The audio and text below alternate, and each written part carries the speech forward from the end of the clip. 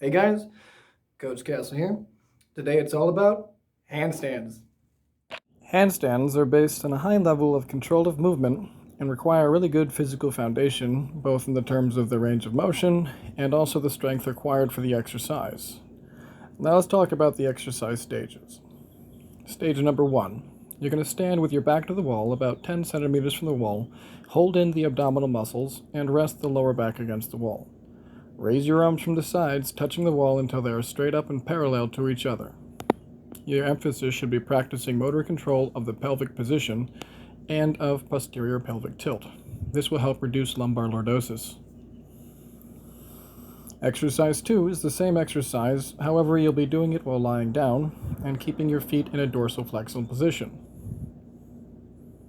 Here the neck is elongated on the floor and the lower back is flattened against the floor as well. In this exercise as well, it's very important to ensure proper motor control of the pelvic position. Now for the third one, you're just going to be flipping over and lying face down. Contract your abdominal muscles and tilt your pelvis towards the rear.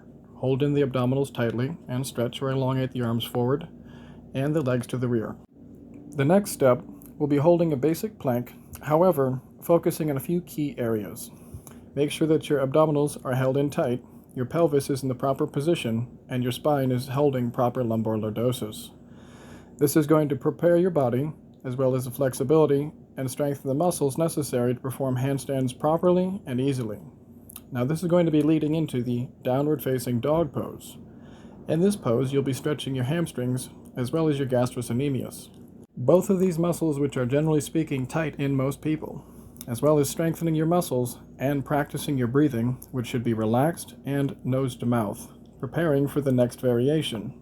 In this next variation, your legs will be elevated and your torso will be parallel with gravity.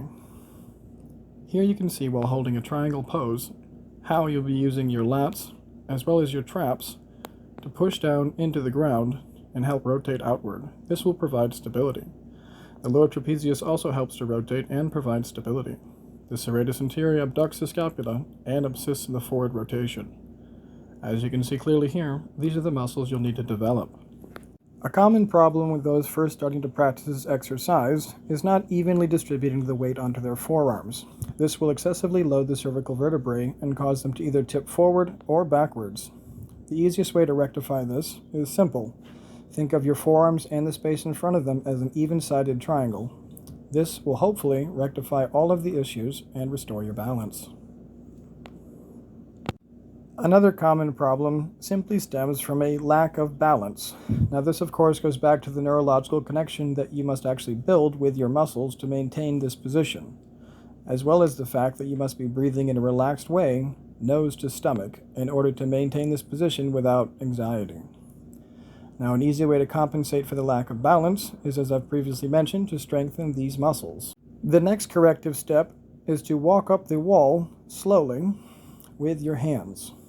This will help you by giving you a feel for actually being in that position, as well as strengthening all of the necessary muscles. Once you're able to walk up the wall successfully, you can then practice timing yourself under load in various positions. These various positions will greatly assist your flexibility, your strength, and your confidence in this movement. The next step is quite simple.